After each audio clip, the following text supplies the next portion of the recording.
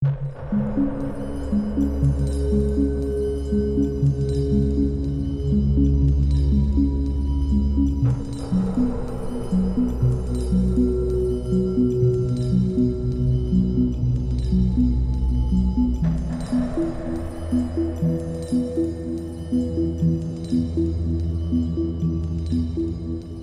Monseigneur Martin, très heureux de te retrouver pour ce moment particulier puisqu'on va parler de la paix suite aux assises consacrées à ce thème et nous souhaitions entendre ta voix sur cette question qui est évidemment centrale pour chacun d'entre nous, mais aussi pour la collectivité, pour la société, pour l'humanité, puisque on pressent à travers tous les tremblements qui agitent l'humanité aujourd'hui euh, la nécessité de retrouver à la fois individuellement et collectivement ce chemin de la paix. Évidemment, pas une paix de surface, pas une paix qui prépare la guerre, mais une véritable paix qui s'enracine dans l'être. Je voudrais commencer par une question, puisque tu connais les langues sémitiques.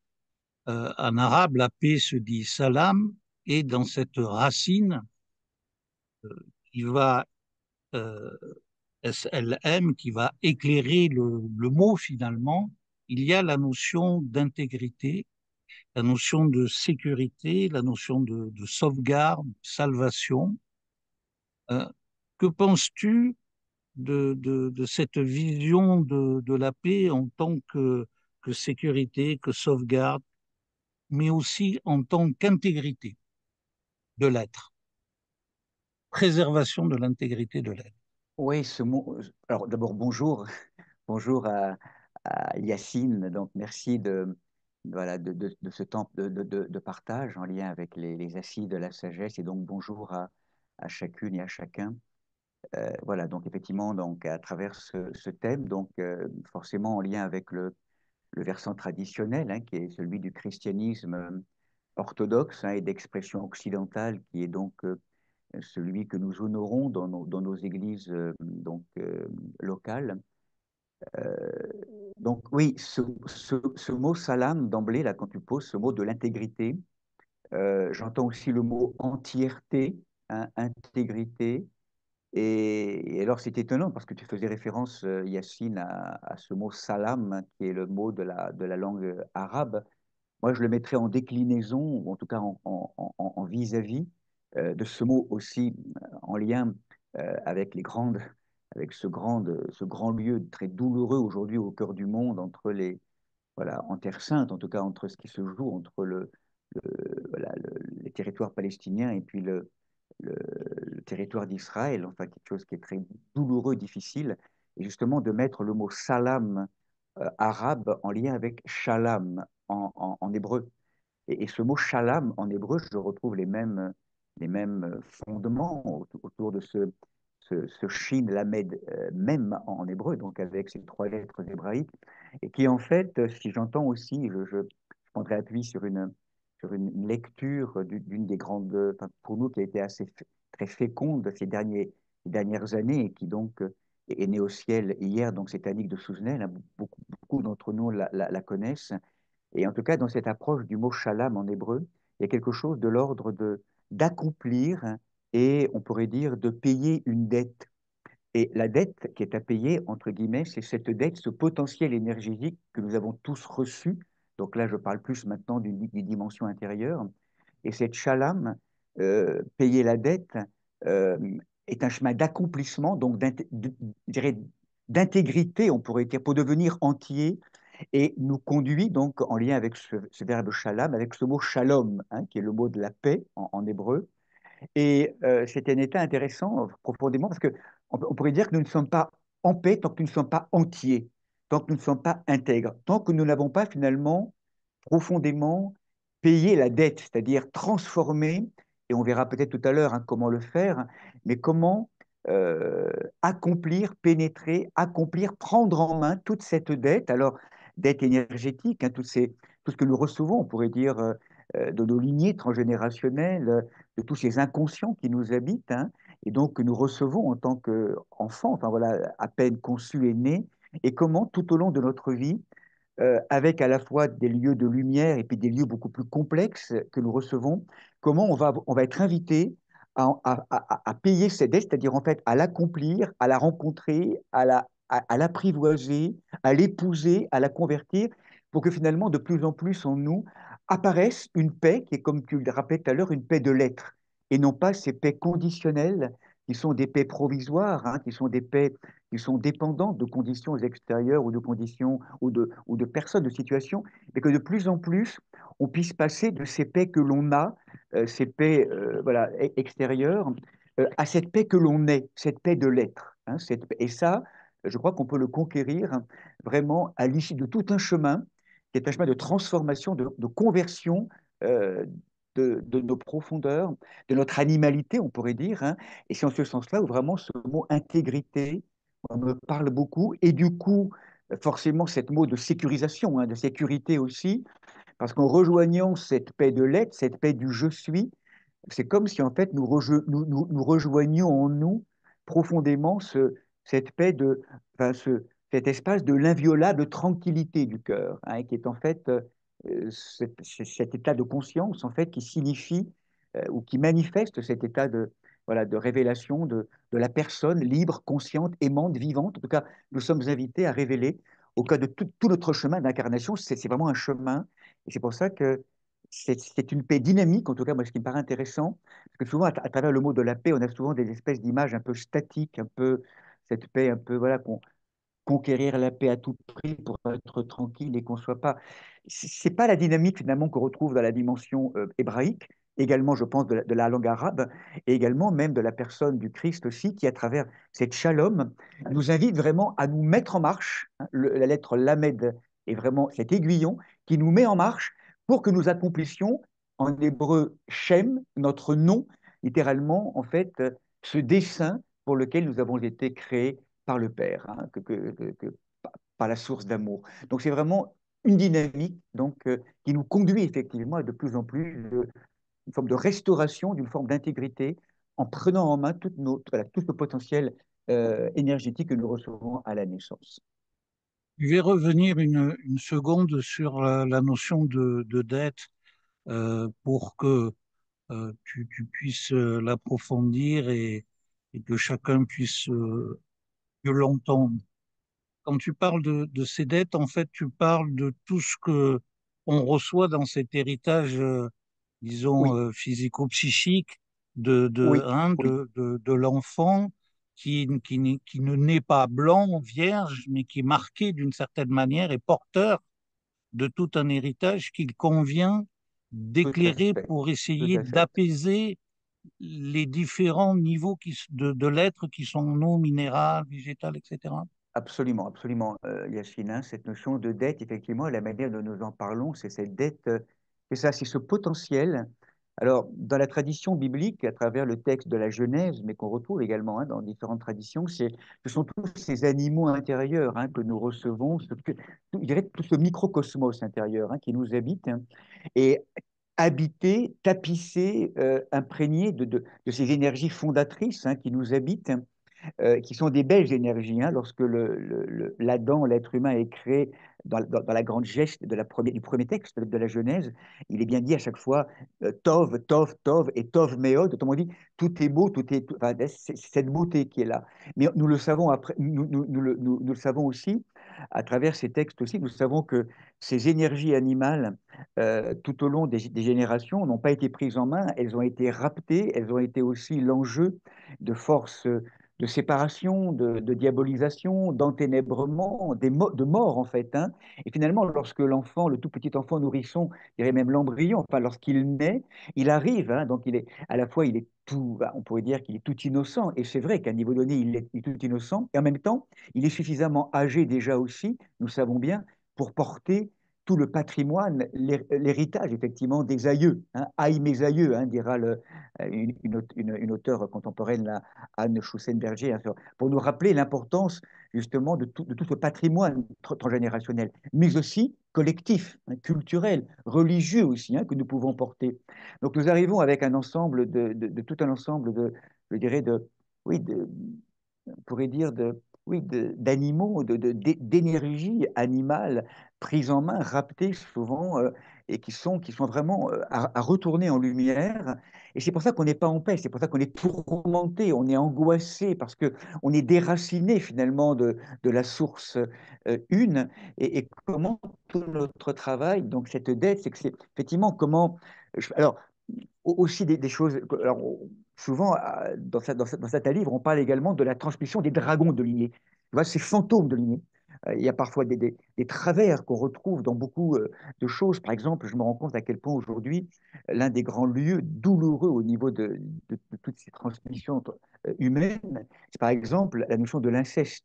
La notion de l'inceste, la notion de tout un ensemble je dirais, ou même de violence, de modalités de fonctionnement entre les hommes et les femmes. On se rend compte que, voilà, à travers tout un ensemble d'histoires de lignées, on arrive avec une histoire parfois tourmentée, douloureuse, parfois non, enfin voilà, chacun d'entre nous, et comment nous allons avoir à prendre en main, à travers les événements de notre vie, à prendre en main, je dirais, on pourrait dire comme des abcès, comme des petites bombes à retardement, on pourrait dire, hein, qui hantent nos profondeurs et qui nous font systématiquement exploser et qu'on va avoir régulièrement à comprendre, à entendre.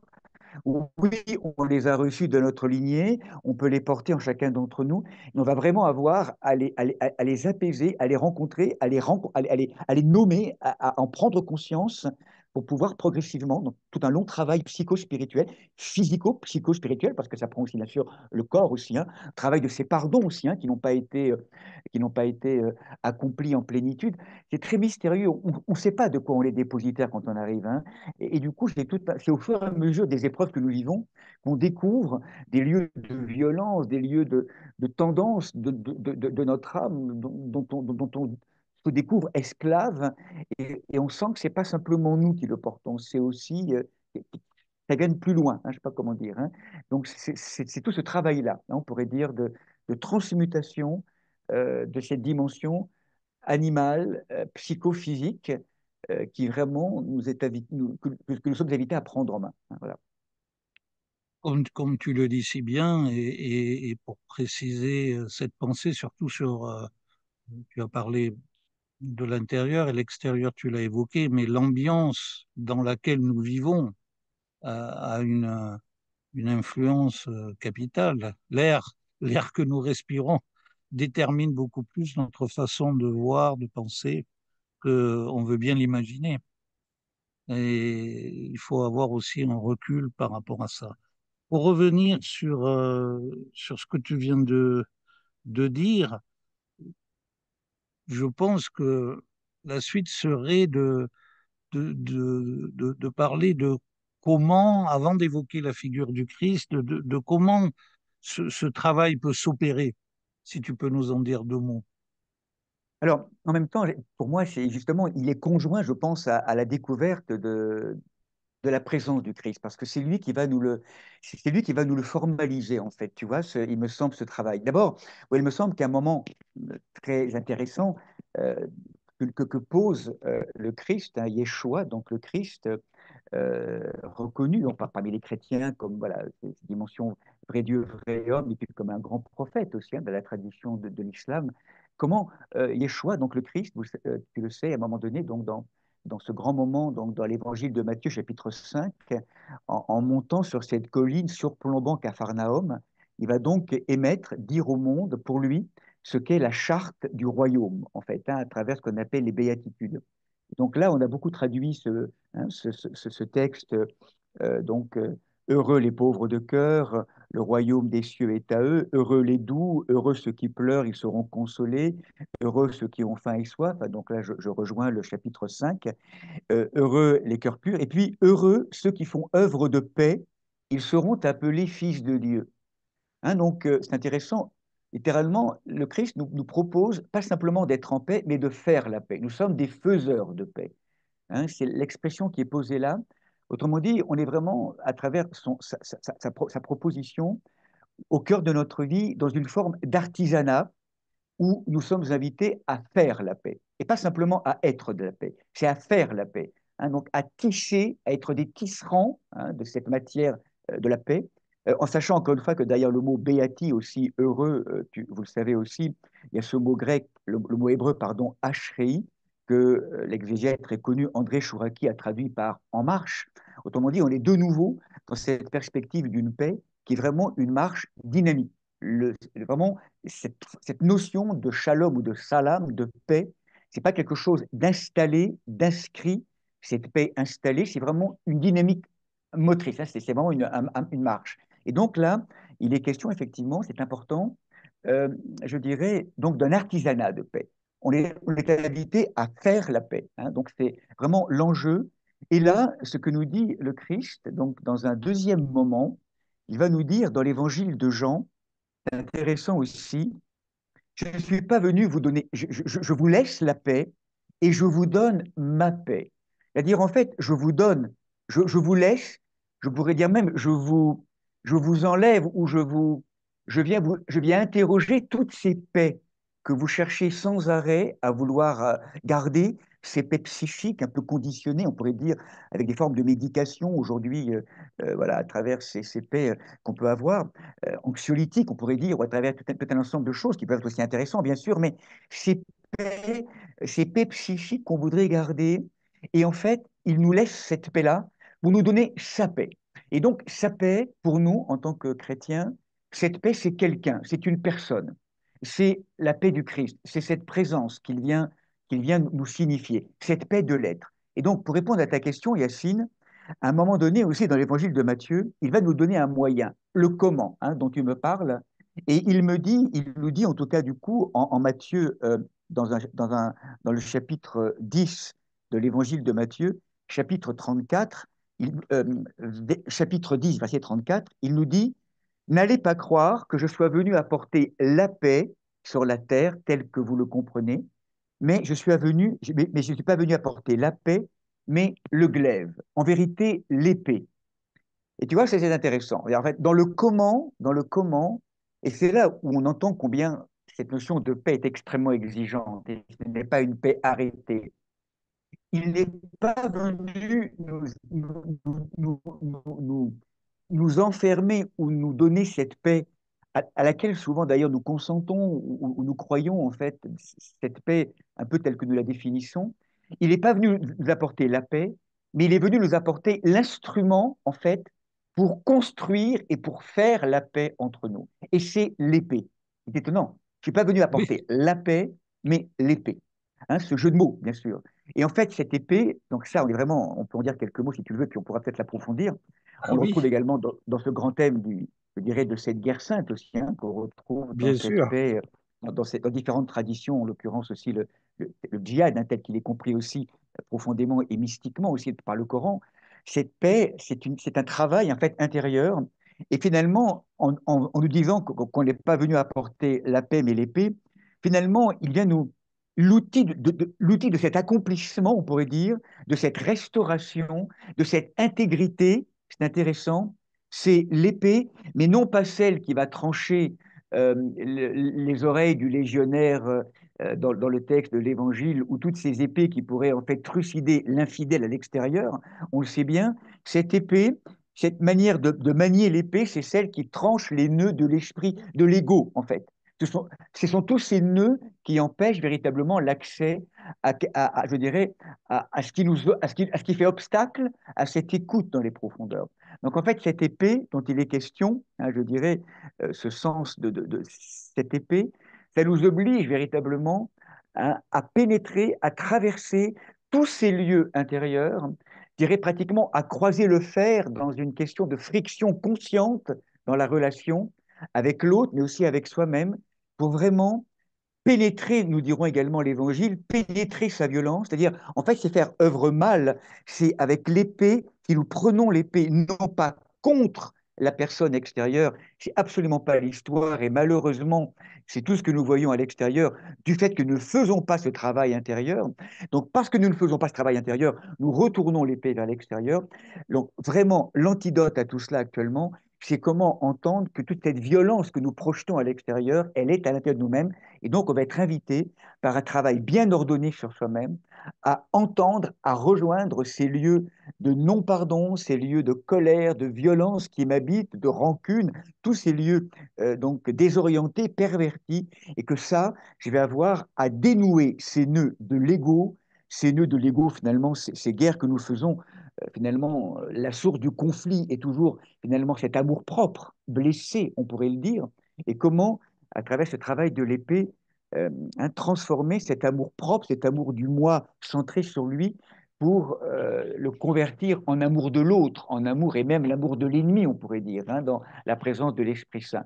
Donc c'est tout ce travail de transformation, on pourrait dire, intérieure, où l'instrument qui nous est proposé, hein, il faut l'entendre, cette épée, comme quelque chose de métaphorique et en même temps d'une œuvre véritablement de transformation, de, de pénétration et de transformation de toute cette, oui, de tout cet inaccompli, et de cette inconscience qui m'habite pour la transformer et cesser de la projeter à l'extérieur.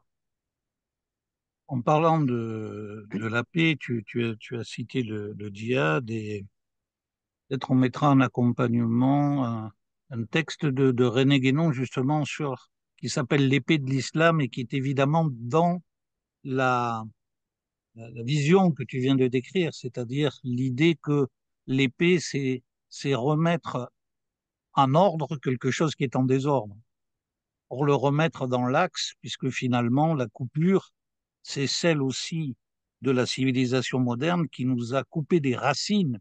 Et je lisais très récemment pour une retraite la notion de ce qu'il écrit sur la racine des plantes.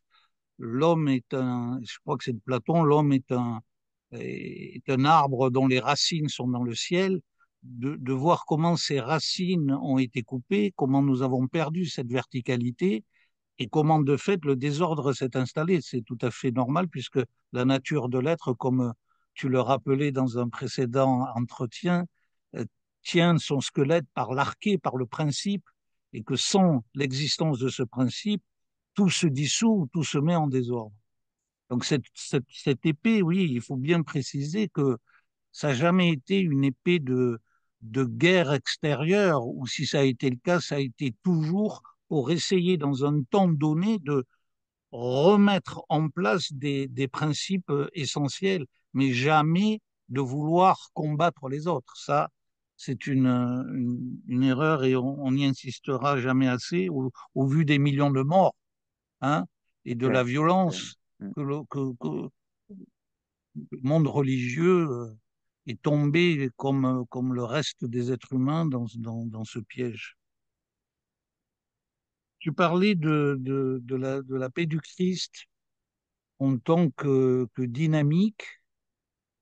Euh, comment tu vois aujourd'hui dans la situation où on est, quelles seraient les priorités un peu à dégager pour cheminer vers cette paix? Qu'est-ce qui te paraît les choses essentielles, si ce n'est pas une question trop générale, par rapport au temps dans lequel nous vivons?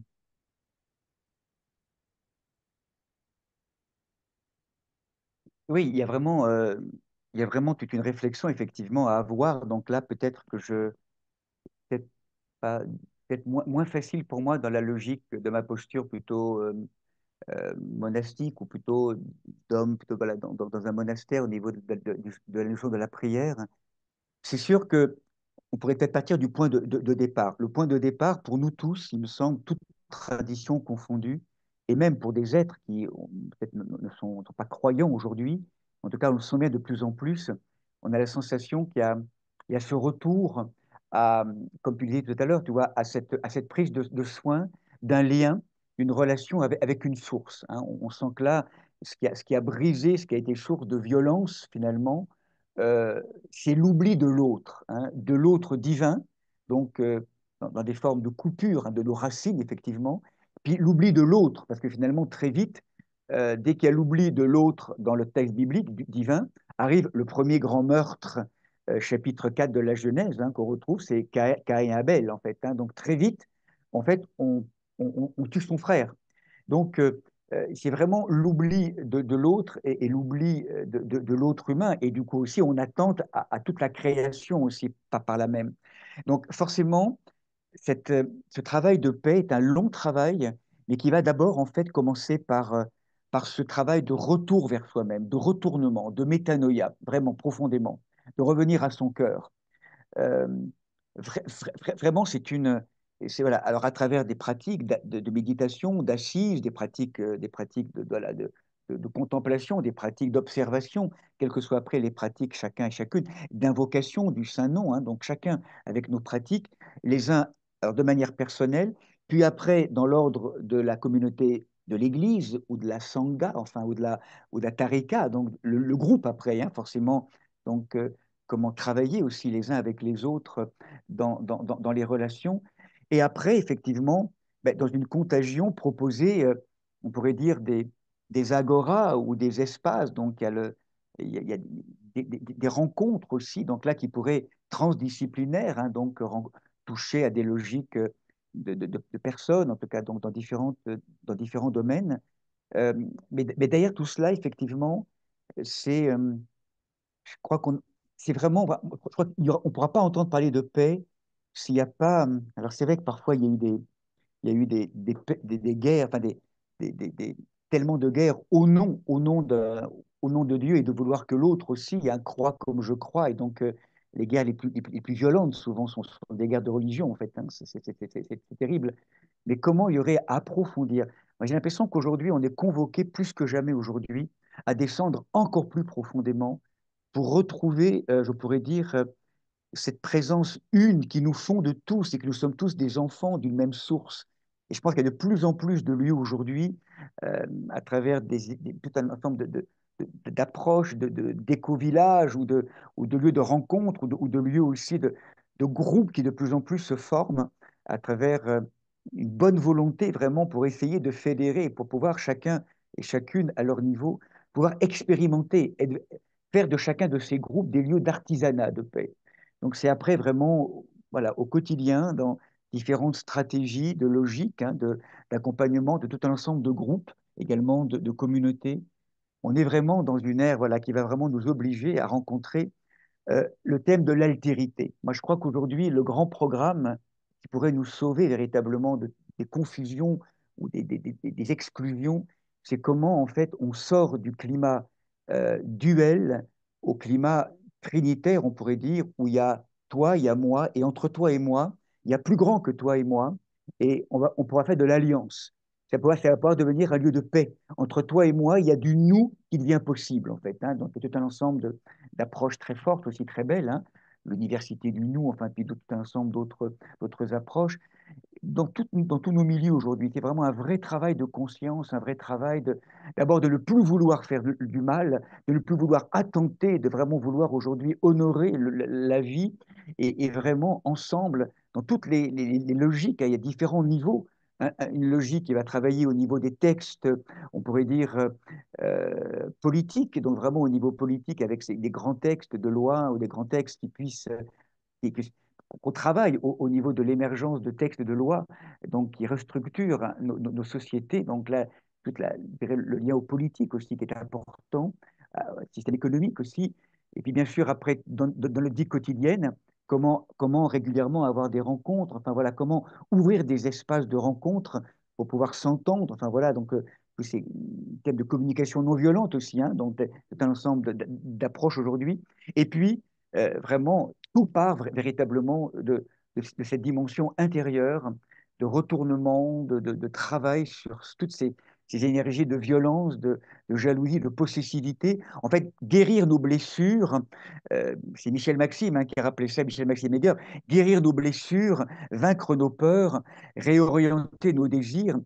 C'est ce travail, je dirais, d'éco-spiritualité, mais qui est finalement ce même travail intérieur de transformation de notre intériorité. Sinon, ça reste vain, ça reste que des choses extérieures. Ça demande un vrai travail de bonne volonté pour être aujourd'hui, toute tradition confondue, des enfants au service de l'avènement de la paix. Et ça commence vraiment dans le lien avec nos enfants, nos frères et sœurs, no- no- notre époux, notre épouse. Enfin, voilà, ça passe au quotidien par ce travail de vigilance et de prière. Vraiment, ça, c'est fondamental pour moi. Enfin, c'est relationnel, ascèse relationnelle qui n'évacue pas les conflits, qui ose la friction, hein, on pourrait rappeler avec Yvan Amar, cette friction Oui, consciente, cette relation consciente, hein, qui n'évacue pas les conflits dans le déni, pas de parole comme ça, où on va laisser passer les choses, et où là on entretient une forme de guerre froide en fait, hein, où rien ne se dit, pas non plus embraser tout, mais une logique, oser la friction consciente pour oser sans transgresser. Et c'est vraiment toute l'art de la relation dynamique et consciente qui est là proposée. Pour vraiment voilà, venir à bout, en tout cas venir à bout, transfigurer et transformer tous ces espaces blessés, noués, qui sont d'abord et avant tout dans notre cœur, hein. merci d'avoir évoqué Ivan Amar et on pourrait dire le maître du grandir en relation, de la relation Relation consciente. consciente, hein, ouais. On invite chacun à relire ses ouvrages. Un grand programme, refonder bien sûr la politique, revoir la politique, bien sûr, et peut-être relire Platon, dont on pense toujours que c'est de la philosophie, c'est des idées. En réalité, c'est des conseils qui sont tout à fait d'actualité aujourd'hui pour refonder une classe politique digne de sa fonction, c'est-à-dire gouverner et diriger. Et ça manque, c'est un cruel manque aujourd'hui que la démocratie n'a pas su équilibrer entre le fait de donner la parole à tout le monde et d'entendre aussi que responsabilité nécessite éducation. Et plus les Voilà, responsabilités sont grandes, plus l'éducation, et on ne parle pas d'éducation uniquement en termes de savoir, mais éducation à l'être, c'est-à-dire à la globalité, à la diversité et à l'unité, qui est d'ailleurs le slogan, entre guillemets, des assises de la sagesse, l'unité dans la diversité qu'il est nécessaire de retrouver pour que nous puissions avancer ensemble, parce que on voit bien aujourd'hui que il y a effectivement une forme de radicalité. Et la radicalité de la violence, euh, euh, je ne sais pas ce que tu en penses, mais nous impose une radicalité de la paix, c'est-à-dire à aller encore plus en profondeur et oser dire sa nécessité, notre vision. On ne peut plus, tu parlais de cet écosystème du vivant, nous avons fait un schéma avec le centre et la circonférence. Nous ne pouvons plus penser la circonférence, la politique, l'écologie, tout ce qu'on l'on veut, sans ce lien avec le centre et sans ce lien d'interdépendance des éléments qui voilà. constituent la vie. Oui, l'interdépendance est fondamentale. Moi, on revient toujours aussi avec l'enseignement du Christ ou avec cette parole magnifique euh, de Saint Séraphin de Sarov, qui est un des grands saints orthodoxes, hein, de la tradition russe du 18e, 19e siècle. Et l'une de ses paroles fondatrices à Saint Séraphin, qui à mon avis enfin, qui est tellement prégnante, qui est tellement forte, c'est acquiert la paix intérieure et une multitude sera sauvée. Hein, donc, tu Oui, parlais d'interdépendance, c'est vraiment cela. Là, c'est plus quelque chose, on le sait aujourd'hui, simplement d'une expérience, elle est très profondément mystique, mais c'est aussi une expérience validée par les scientifiques avec la physique quantique aujourd'hui, hein, toute la dimension de l'interdépendance, et que s'il y a un lieu au cœur de l'univers, où il y a un lieu, un cœur qui est en paix, ce n'est pas sans conséquence, ça va émaner en fait, une multitude sera sauvée, hein. C'est ce que dit vraiment Saint Séraphin, ce grand sage, ce grand ancien. On parle d'un starets, hein, dans la tradition orthodoxe. Et là, c'est une parole qui est très très forte pour nous. Acquiert la paix intérieure, hein. Donc c'est vraiment une acquisition. Et cette acquisition, c'est vraiment une volonté. Et tu parlais de radicalité, effectivement, aujourd'hui, effectivement, l'extrême dans lequel nous vivons en termes de violence, d'ignorance, oblige véritablement à une radicalité de plonger encore plus loin dans l'obligation, on pourrait dire, de conscience et l'obligation en tant que parent, parce qu'il y a une notion aussi forcément qui vient maintenant. On parlait tout à l'heure, tu parlais d'éducation, mais là, ce qui me vient très fort aussi, c'est comment accompagner et plonger les enfants, nos enfants, euh, dès le système éducatif, tu vois, dans le système de l'école, comment les plonger dans quelque chose ou à la fois qui soit constructif et à la fois qui ne soit pas générateur de conflits, de violences, avec des logiques aussi, de moyens aussi aujourd'hui, je pense en particulier à tous ces jeux vidéo, enfin malheureusement, hein, qui sont quand même beaucoup basés sur la violence, et une espèce de choses aussi, voilà, comment arriver à accompagner vraiment. Alors, il faut pratiquement, effectivement, éduquer à la fois les enfants, mais oui, finalement, éduquer aussi tous les parents, chacun d'entre nous, pour que vraiment on soit tous et de plus en plus nombreux. Et ça, si vraiment nous le voulons, cette paix, elle aura, enfin, elle ne pourra qu'apparaître un jour. C'est évident, mais de manière étonnante, je me demande non plus s'il n'y a pas peut-être, je sais pas, hein, des choses aussi au cœur du monde. Parce qu'il faut aussi savoir qu'il y a cette logique aussi qu'il y a des. Alors nous, c'est plus cette perspective aussi invisibles qu'on retrouve dans différentes traditions, mais il y a des forces aussi invisibles qui ne veulent pas de la paix et qui vont sans arrêt mettre en place des logiques je dirais, voilà, de haine, de colère, hein. Saint Paul parlera de toutes ces énergies, ces anges des ténèbres qui veulent sans arrêt la zizanie, en fait, semer la zizanie. Et donc, c'est vrai qu'il y a tout faut être vigilant. C'est un véritable combat. On est vraiment au cœur d'un combat spirituel de nouveau à qui nous donnons autorité et on donne l'autorité à qui dans notre cœur et qu'on donne l'autorité à ces forces qui vont sans arrêt voilà, chercher querelle ou combattre ou diaboliser, enfin, ou alors est-ce que de plus en plus on va donner autorité à des forces qui nous obligent à être on pourrait dire, à prendre l'épée, mais pour être, on pourrait dire, c'est une expression un peu facile, mais des guerriers de lumière, hein, des Oui, guerriers oui, au service de la lumière, hein, de cette unité justement. Ça, c'est un vrai combat. Un vrai combat pour ne pas se faire avoir par des forces qui veulent sans arrêt nous déstabiliser en nous-mêmes, dans des relations proches, dans des ombres, des forces diaboliques qui sont à l'œuvre, qui ne veulent pas de ces logiques-là. Et souvent, on les élimine trop rapidement. Ça fait partie également de tout un climat qui est là aujourd'hui. Et bien d'autant sûr. plus d'être là des guerriers, des veilleurs, des sentinelles, un gardien voilà, dans nos vies quotidiennes, dans les relations que nous tissons, très rapidement, ça peut très vite dégénérer, enfin voilà, par rapport à tout ce que nous savons, hein, de nos réactivités, enfin voilà, enfin, tout ce qui est là. C'est vraiment dans l'acte le plus banal maintenant qu'on a vraiment à garder. Le chemin, il est là Oui, c'est finalement, le ça. secret. Les grandes guerres qu'il y a à l'extérieur, elles commencent là. Comment moi, je vais pouvoir ne pas en rajouter de la guerre. Et ça commence de la manière dont je vais répondre, dont je vais accueillir le reproche de l'autre, dont je vais répondre, dont je vais pouvoir tisser des relations. Tout commence là. Sinon, c'est une illusion. Ça commence dans l'intimité de nos relations. C'est là que ça commence. Pour ne Tu pas en as raison, rajouter. tu as raison d'insister sur ce point qui nous touche tous, puisque on le vit on le vit au quotidien. Et en même temps, on voit que comme tu disais, de paix psychique, dans des formes de néo-spiritualité qui donnent l'impression d'être en paix, mais dès que l'ego est touché, tout de suite, ces réactions se remettent en chaîne comme si rien n'avait existé. Et il faut quand même là-dessus que chacun ose ce miroir finalement. Il faut Ah oui, ah oui. accepter il faut accepter de se regarder, non pas de se fouetter, mais de se regarder à Ah oui. travers cette logique-là et de voir si son chemin euh, nous fait progresser dans ce quotidien ou pas.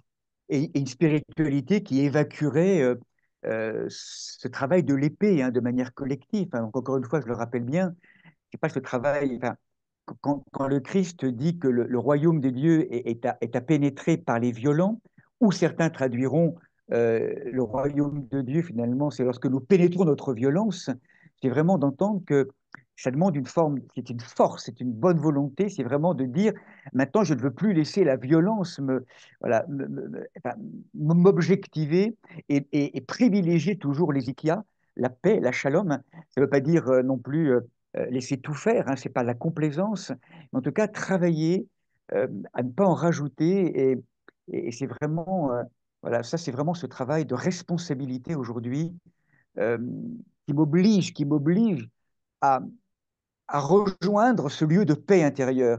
Et ce lieu de la paix de l'être m'oblige à traverser tous ces lieux de moi-même où je pourrais me croire en paix, mais en vérité, c'est très conditionnel. Et puis, dès une réflexion arrive, oh, je sors de mes gonds. Enfin, voilà, finalement, je ne suis pas en paix. Je n'ai pas cette paix de l'être.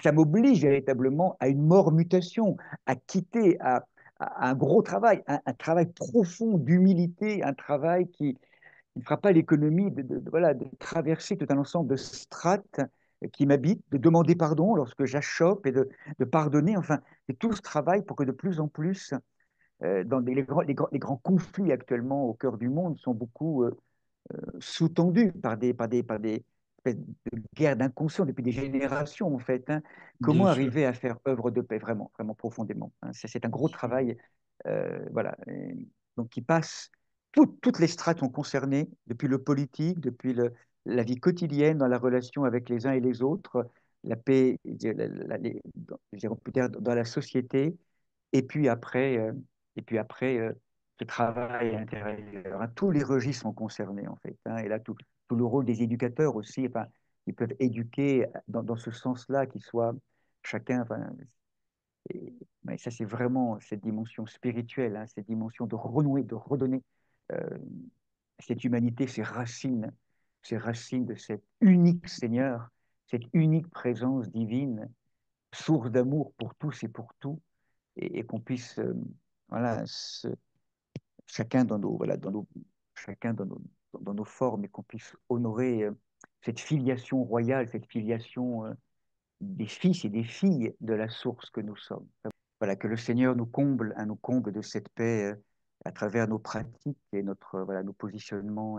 C'est un don, la paix. Hein. Nous sommes de bonne volonté et comment la paix peut nous être donnée à la mesure où nous retrouvons voilà, cette manière d'être comme une coupe, hein, cette coupe nous puissions vraiment laisser ce don de la paix, en même temps notre travail de nous ouvrir, hein, mais de laisser vraiment ce don d'amour, ce don de l'Esprit Saint, nous dirons, ce don de l'Esprit de transformer, de convertir tous ces lieux blessés, tourmentés, hein, de notre humanité. Appeler la paix, Appeler la paix, demander la paix. prier pour la paix, demander la paix, et puis de prier, pour nous, la Mère de Dieu aussi, hein, aujourd'hui, à travers certaines apparitions à Medjugorje et ailleurs, elle appelle l'obligation de faire la paix, d'être des artisans de paix, vraiment, vraiment de désirer cette paix voilà, qui permet tout en respectant les diversités, hein, de nos peuples, de tous les peuples, mais permet de communier à l'unique réalité de cette nature humaine couleur peau, en fait, hein, quel que soit après au-delà même de l'eau diversité.